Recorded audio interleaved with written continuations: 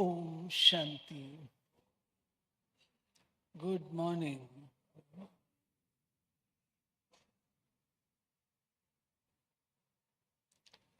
आज के महावाक्यों में बाबा ने बहुत सारी बातें बतलाई हैं। जैसे स्कूल में क्लास वर्क होता था और होमवर्क होता था, याद है ना? तो क्लास वर्क के रूप से क्या क्या बातें हैं वो मैं आपको बाद में लिखाऊंगी,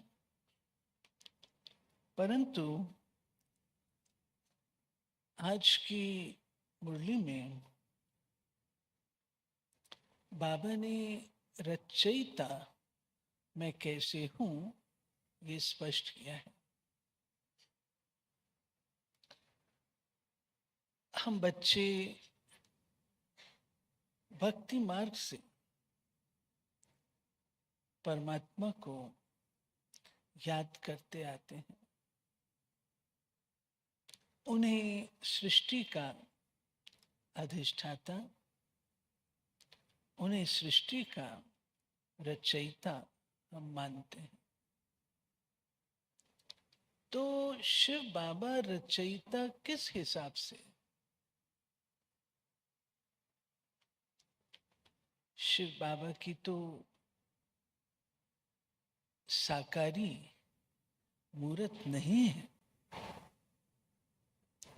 उनके लिए कहावत है, बिन पगु चले सुने बिनु काना, कर बिनु करे करम विधि नाना। वह ज्योति बिंदु निराकार बिना शरीर के रचयिता कैसे है? रचना का कार्य कैसे करते हैं? एक ओर हम कहते हैं सृष्टि अनादि अविनाशी है, आत्मा, परमात्मा और प्रकृति तीनों ही अनादि अविनाशी हैं। हम सब मानते हैं। जब अनादि अविनाशी है तो शिव बाबा रचयिता कैसे है? फिर उन्हें रचयिता क्यों कहते हैं? किस हिसाब से वो रचयिता है, ये समझने की बात है। उन्हें हम बीज रूप भी कहते हैं। बीज रूप जिसमें सारा झाड़ समाया हुआ है।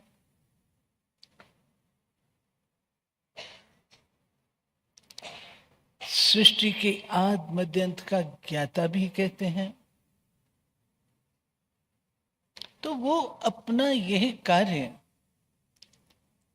कैसे करते? रचयिता किस हिसाब से? आज हम इसी शब्द को लेते हैं। रचयिता किस हिसाब से? क्रिएटर किस हिसाब से? क्या उन्होंने 5 तत्वों की रचना की? तो सवाल उठता है, जिससे रचना की वो चीज कहां से आई? उसकी रचना कहां से हुई? तो ये अनंत प्रश्न रह जाता है। शिव बाबा आकर हमें ये स्पष्टीकरण देते हैं कि मैं रचयिता कैसे हूं। ये सृष्टि अनादि अविनाशी है, आत्माएं अनादि अविनाशी हैं। हर आत्मा अपना पार्ट प्ले कर रही है। हर आत्मा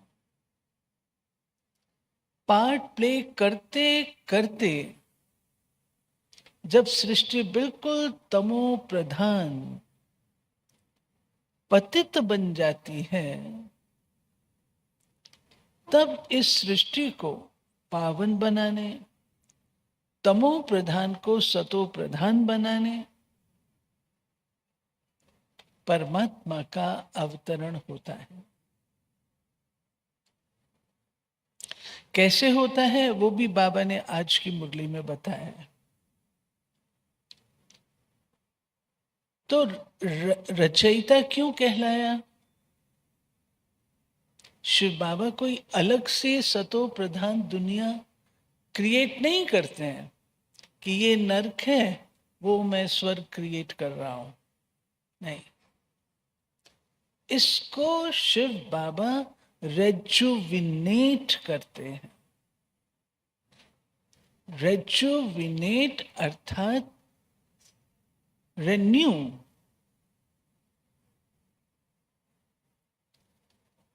पुनः इसको नया बनाते हैं, जिसको कहा जाता है रेजुविनेट करना। तो आज की मुरली में बाबा ने इसका स्पष्टीकरण दिया है। जैसे एक डॉक्टर बिल्कुल ऐसा मरीज जिसमें कोई उम्मीद नहीं होती है, उसको अगर डॉक्टर ठीक कर तो घर वाले क्या कहते हैं? डॉक्टर साहब आप ही हमारे लिए भगवान हैं, आपने इसको नया जन्म दिया, यही बोलते हैं ना। अब डॉक्टर ने कोई नया जन्म वर्चुअली दिया नहीं है, समझ आई ना बात? डॉक्टर ने कोई उस पेशेंट को पैदा नहीं किया है, नया जन्म नहीं दिया है, परंतु उसकी उस अवस्था में डॉक्टर ने काम करके उसको ठीक कर दिया।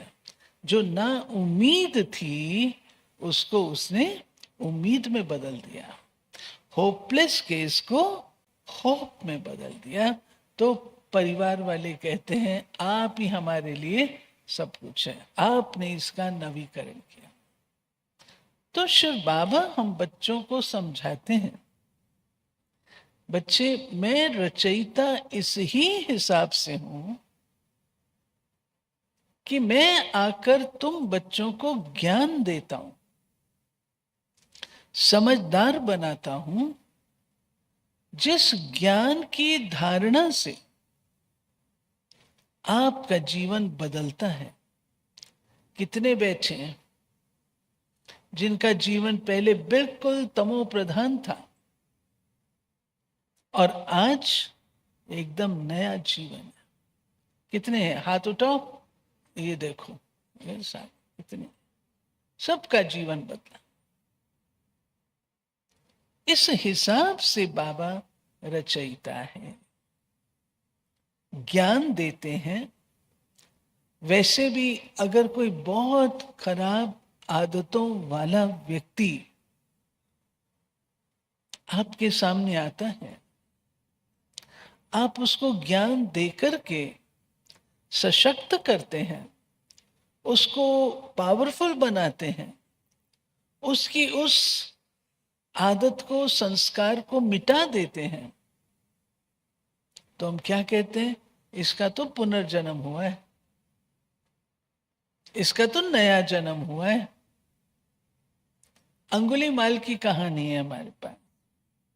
अंगुलीमाल को भी तो यही रियलाइजेशन हुआ ना, कोई मेरा नहीं है, कोई मुझे इस काम में सहयोग नहीं देगा। रियलाइजेशन हुआ और उसने अपनी बुरी आदत को छोड़ा और महात्मा बन गया, उसका नया जन्म हो गया। इस हिसाब से बाबा कहते हैं मैं रचयिता हूं, मैं विश्व का मालिक नहीं बनता हूं, मालिक तुमको बनाता हूं, परंतु मैं रचयिता हूं, तुम रचयिता नहीं हो, रचयिता मैं हूं। अब रचना का कार्य शिव बाबा कैसे करते हैं, यह आज की दूसरी बात है।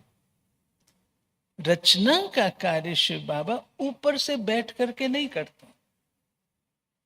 शिव बाबा जानी जाननहार है, ऑलमाइटी अथॉरिटी है। वो चाहे ऊपर से बैठ करके ही छड़ी घुमा दे और सब के सब ठीक हो जाए, अच्छे बन जाए, सतो प्रधान बन जाए। नहीं, शिव बाबा समझाते हैं ये कर्म भूमि है। कर्म भूमि पर अपने कर्मों के आधार से आप श्रेष्ठ बनते हो, अपने कर्मों के आधार से आप निम्न बनते हो। श्रेष्ठ कर्म जब सृष्टि पर रह ही नहीं जाते, उसका ज्ञान भी नहीं रह जाता, तब मैं आकर के तुम बच्चों को श्रेष्ठ कर्म, पुण्य कर्म कौन से हैं वो सिखलाता हूं। ऊपर से कोई भविष्यवाणी नहीं करता, ऊपर से आकाशवाणी नहीं करता। अच्छा, अगर मैं ऊपर से करूं भी तो ये बताओ, क्या आपका रिसीविंग सेट इतना पावरफुल है जो आप उसकी आकाशवाणी को कैच कर सको? है? हम अपने मन के अंदर उठने वाले अच्छे विचारों का ही दमन कर देते हैं, तो परमात्मा की वाणी को कैच कैसे कर सकते हैं? इसलिए शिव बाबा कहते हैं, मुझे स्वयं आकर, मेरा एक टाइटल है अकर्ता, अभोक्ता। ये क्यों पड़ा? मैं आकर के तुम्हें कर्म करना सिखलाता हूं, कर्म करता नहीं हूं, करना सिखलाता हूं ज्ञान के आधार से, जिसके लिए फिर मुझे मनुष्य तन का आधार लेना पड़ता है। बाबा तो कैसे भी करके अपना कार्य कर सकते हैं, लेकिन क्या हम औरों की भाषा समझ सकेंगे? मनुष्य हैं हम, तो मनुष्य की भाषा समझेंगे ना। इसलिए उन्हें एक साधारण मानव तन का आधार लेना पड़ता है, जिसका नाम रखते हैं प्रजापिता ब्रह्मा। प्रजापिता अर्थात फादर ऑफ द पीपल, मनुष्य के पिता, प्रजा का पिता, प्रजापति नहीं, ये करेक्शन है, प्रजापति नहीं, प्रजापिता। अब ब्रह्मा को भी पिता क्यों कहा गया? अगर शिव बाबा पिता है तो ब्रह्मा को भी पिता क्यों कहा गया? क्यों? क्योंकि उनके मुखारविंद के द्वारा जब हम ज्ञान सुनते हैं, ज्ञान को जीवन में धारण करते हैं, तो परिवर्तन आता है। उनकी संतान कहलाते हैं। ब्रह्मा के मुख से ब्राह्मण निकले, ये कहावत है। अब ये ब्राह्मण इतने बड़े बड़े मुख से कैसे निकलेंगे? लेकिन ये है समझने की बात कि इस मुख कमल से, ब्रह्मा मुख कमल से शिव बाबा नई दैवी सृष्टि की रचना का कार्य करने हेतु ज्ञान देते हैं, समझ देते हैं। जिस ज्ञान को साधारण मानव जब धारण करता है, तब कहलाता है ब्रह्मा की संतान ब्राह्मण। और यही ब्राह्मण पुरुषार्थ से जो पढ़ाई पढ़ी, ब्रह्मा के मुख के द्वारा ज्ञान सुना, उस ज्ञान को जीवन में, व्यवहार में उतारने के पश्चात बनता है देवी देवता। तभी कहा जाता है ब्राह्मण देवी देवताएं नमः। ये रचना का कार्य शिव बाबा ब्रह्मा रथ के द्वारा यूं करते हैं। तीसरी बात जो आज के महावाक्यों में है कि शिव बाबा को हम भक्ति में इतना याद करते आए, परंतु फिर भी वो कहते हैं चारों तरफ लगाए फेरे फिर भी हरदम दूर रहे, फिर भी वो प्राप्ति का अनुभव नहीं कर पाते थे। उसका कारण क्या? कौन सी ऐसी बात शिव बाबा आकर के हम बच्चों को समझाते हैं, जिस बात के समझने से हम प्राप्ति का अनुभव करना आरंभ करते हैं? बोलो अशोक भाई जी, और बोलो कौन सी बात शिव बाबा आकर समझाते हैं जिससे हम प्राप्तियों का अनुभव करना आरंभ कर देते हैं? पारुल बहन,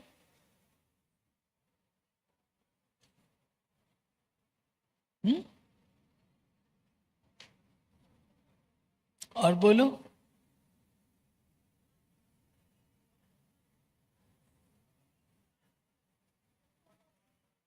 आत्मा का ज्ञान, और ये भी ठीक है। जो मोस्ट इंपॉर्टेंट बात है जो बाबा ने हम बच्चों को सिखाई है और मुरली में बाबा के आता है, वो है संबंध की बात। संबंध की बात। भक्त भक्ति करते हैं, परंतु वो मेरा पिता है, गाते हैं त्वमेव माता च पिता। तो माता पिता हम बालक तेरे गाते हैं, लेकिन वो संबंध की अनुभूति, वो मेरा पिता है। हमें भगवान से डरना नहीं है। जैसे हमारे विदेश के कई भाई बहन होते हैं, आते हैं तो भगवान से डरते हैं, कहते हैं उनको ये पिता अच्छा ही नहीं लगता, वो तो इतना हमको वो करने वाला है, सजा देने वाला है, आदि आदि। नहीं, इनकी रिट्रीट्स में अभी ये सब चीजें ली जाती, ज्ञान सुनाया जाता है उनको कि नहीं, हमारा पिता ऐसा नहीं है जिससे हम डरें। हमारा पिता बहुत प्रेम का सागर है, रहम का सागर है, शक्तियों का सागर है। उससे डरना नहीं है। उससे प्राप्ति करने के लिए पिता और पुत्र का संबंध, टीचर और स्टूडेंट का संबंध, दोस्त का संबंध, गुरु और शिष्य तो बाबा नहीं बनाते हैं, लेकिन उस रूप से श्रीमत का पालन करने योग्य वो बनाते बाबा। तो बाबा कहते हैं कि संबंध से ही प्राप्ति होती है। जब तक संबंध नहीं है तो प्राप्ति नहीं होगी। वर्षा मिलेगा जब आप संबंध में आएंगे, पिता और पुत्र के संबंध में आएंगे, तब तो वर्षा मिलेगा ना। और परमात्मा से वर्षा कौन सा मिलता है? पवित्रता, सुख, शांति का। कब तक के लिए? वस्तुतः कहने में आता है 21 जन्म, लेकिन मात्र 21 जन्म नहीं। अगर हम आज भी हम ब्राह्मण अपने आखिरी जन्म को देखें, हम सबका जन्म कितना अच्छा है अच्छा? ब्राह्मण जन्म मिला वो अलौकिक, वो अलग है, वो दिव्य जन्म है हमारा, अलौकिक जन्म है। उससे पूर्व का जन्म भी तो हम सबका कितना अच्छा है। बाबा लास्ट जन्म तक हमें संपन्न बनाते हैं। बाबा की मुरलियां आती है ना कि बच्चे देखो तुम्हारे नाम से आज भी कमाई कर रहे हैं। बाबा की मुरलियां, तुम्हारे नाम से, ब्राह्मण नाम से आज भी कमाई हो रही है। तो बाबा हम बच्चों को कहते हैं कि बच्चे उस प्राप्ति को देखते हुए, सारे कल्प की प्राप्ति है, तो तुम्हें याद के सब्जेक्ट में मेहनत करनी चाहिए। याद क्यों भूलती है? आज बाबा ने बहुत रमणीकता से सुनाया है। याद भूलती है क्योंकि माया का धर्म है। माया का धर्म है क्या? माया का धर्म है तुम्हारा योग तोड़ना। माया का धर्म है योग तोड़ना। मैं तुम्हें माया से युद्ध करना सिखाता हूं, फिर से पुनः योग हमारा लगा रहे, उसके लिए बच्चे संबंधों की स्मृति। फिर बाबा कहते हैं क्यों बच्चों को कठिन लगता है? क्योंकि 2500 वर्ष तो क्या, 5000 वर्ष हम शरीर में रहे और शरीर सहित जीव आत्माओं से हमने अपने संपर्क संबंध बनाए, परंतु संगम पर आकर के तुम्हें मैं अपने मूल स्वरूप की स्मृति दिलाता हूं कि तुम भी आत्मा हो, ज्योति बिंदु हो, और मैं भी आत्मा हूं, लेकिन परम। मैं सुप्रीम हूं, ज्योति बिंदु। मैं सुप्रीम क्यों हूं? परमात्मा एक वचन में, आत्माएं, धर्मात्माएं, महात्माएं, पुण्य आत्माएं, पाप आत्माएं, ये सब प्लूरल में है, बहुवचन में। परमात्मा एक वचन में। हम कदापि नहीं कहते परमात्माएं, परमात्मा कहा जाता है। क्यों? ये परमात्मा अर्थात सुप्रीम, और वो सुप्रीम किस भाव से है? ऊंचा तेरा नाम, ऊंचा तेरा काम। ऊंचा तेरा नाम, ऊंचा तेरा काम, ऊंचा तेरा ताव। उनका नाम गुणवाचक, कर्तव्यवाचक, हर बात में परम है। ऊंचे ते ऊंचे धाम का रहने वाला है। ऊंचे ते ऊंचा आकर के हम बच्चों को बनाता है, परम बनाता है। परम पिता है, परम शिक्षक है, परम गुरु नहीं कहते। ये बात हम सबके ध्यान पर हो। हम कदापि परम गुरु नहीं कहते हैं, सत गुरु कहा जाता है। सत गुरु एक है, गुरु अनेक है, ये अंतर है। हम परम गुरु नहीं कहते हैं।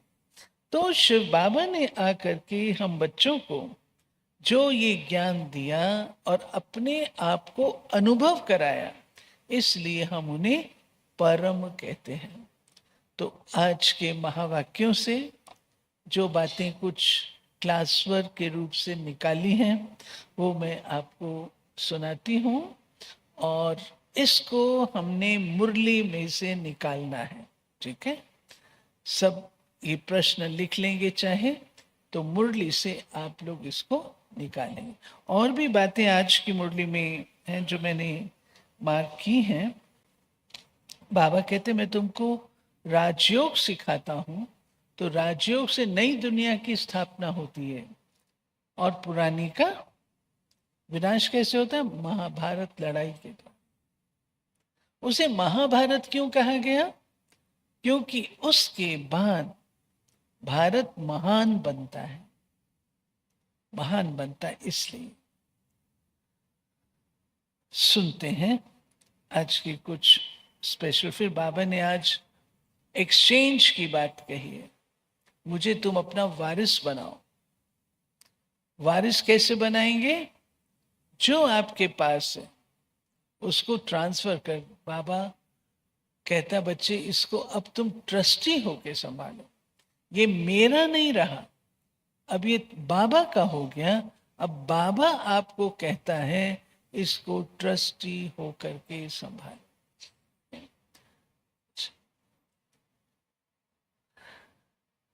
एक प्रश्न है, लिखते जाएंगे आप लोग, क्लास वर्क मुरली में से निकालेंगे। मनुष्य में कौन सी एक अच्छी आदत है जिससे कोई प्राप्ति नहीं? दूसरा, मनुष्यों को भगवान को याद करने से प्राप्ति की अनुभूति क्यों नहीं होती? शिव बाबा के विषय में कौन सी बातें किसी की बुद्धि में नहीं आती?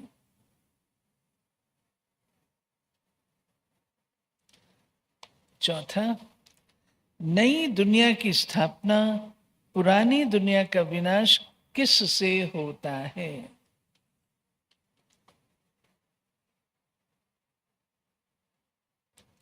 सदगति का आधार क्या है?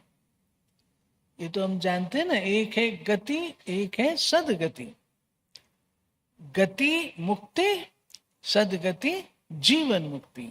तो सदगति का आधार क्या है? गति के लिए पुरुषार्थ करना पड़ता है, सदगति के लिए पुरुषार्थ करना पड़ता है। नेक्स्ट है, बाप ने अपने परिचय में क्या बताया? नेक्स्ट, इस ज्ञान का अधिकारी कौन? इस ज्ञान का अधिकारी कौन?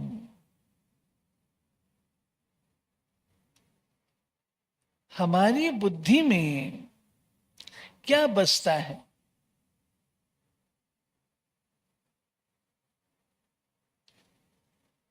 आज बाबा ने खुशी की बातें बताई हैं। हमें किन बातों की खुशी है? 4 बातें प्रमुख।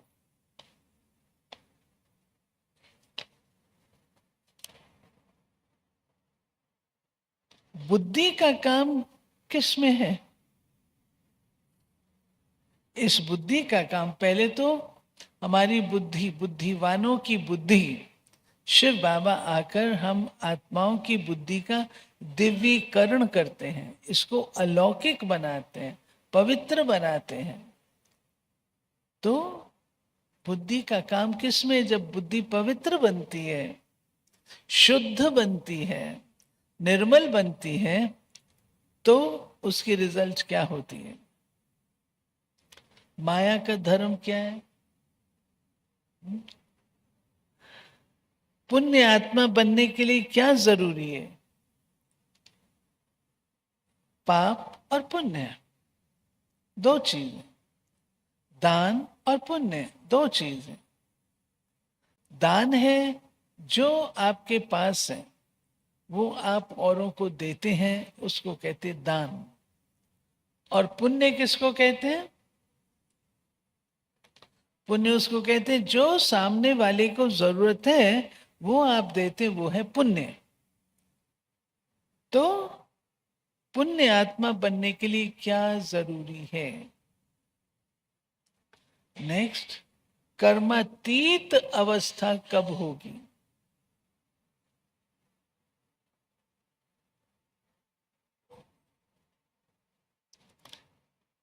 प्रत्यक्षता का आधार क्या है?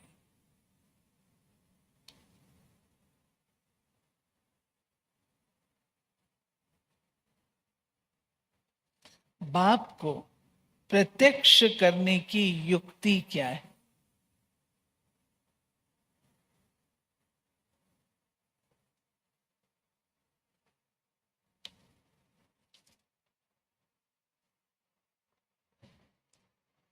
कौन सी बातों को सब जान जाएं तो विजय का झंडा लहराएगा।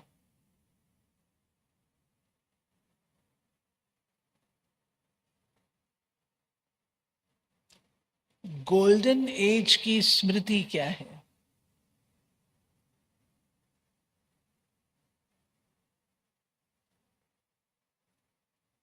सहन करने का अर्थ क्या है?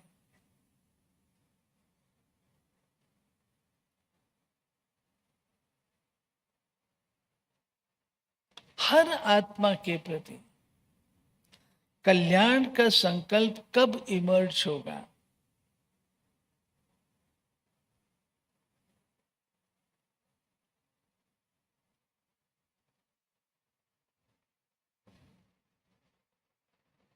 फिर एक आपको नए स्टाइल का क्वेश्चन दे रहे हैं, ऐसा क्यों?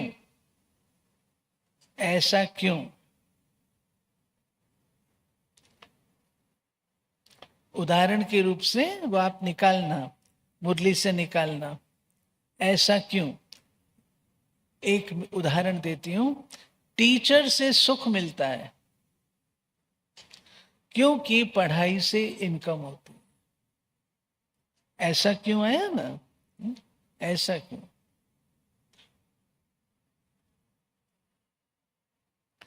धारणा क्या करनी है? ये 6 बातें निकालना। ठीक है।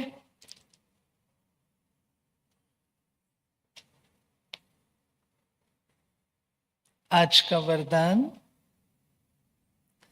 सत्यता के आधार पर एक बाप को प्रत्यक्ष करने वाले निर्भय अथॉरिटी स्वरूप भव। सत्यता ही प्रत्यक्षता का आधार है। बाप को प्रत्यक्ष करने के लिए निर्भय और अथॉरिटी स्वरूप बनकर बोलो, संकोच से नहीं।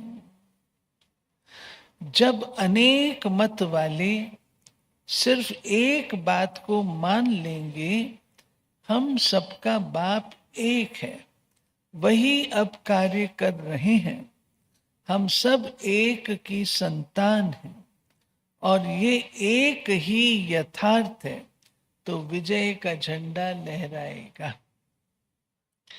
इसी संकल्प से मुक्ति धाम जाएंगे और फिर जब अपना अपना पार्ट बजाने आएंगे तो पहले यही संस्कार इमर्ज होंगे कि गॉड इज वन। यही गोल्डन एज की स्मृति है। स्लोगन है आज का, सहन करना ही स्वयं के शक्ति रूप को प्रत्यक्ष करना है।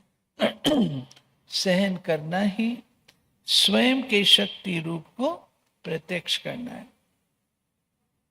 अव्यक्त इशारे, जैसे ये देह स्पष्ट दिखाई देती है, वैसे अपनी आत्मा का स्वरूप स्पष्ट दिखाई दे, अर्थात अनुभव में आए। मस्तक अर्थात बुद्धि की स्मृति व दृष्टि से सिवाय आत्मिक स्वरूप के और कुछ भी दिखाई न दे, वह स्मृति में न आए। ऐसे निरंतर तपस्वी बनो, तब हर आत्मा के प्रति कल्याण का शुभ संकल्प उत्पन्न होगा। भले कोई अपने संस्कार स्वभाव के वश आपके पुरुषार्थ में परीक्षा के निमित्त बना हुआ हो, उसके प्रति भी सदा कल्याण का संकल्प उत्पन्न हो।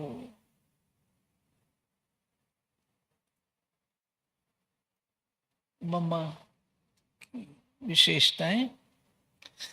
दिव्य बुद्धि के गुण द्वारा स्मरण शक्ति से संपन्न। मम्मा शुरू से ही बहुत होशियार, दूरदेशी तथा अच्छी स्मृति वाली थी। मम्मा की स्मरण शक्ति इतनी तेज थी कि एक बार सुना और बुद्धि में छप गया।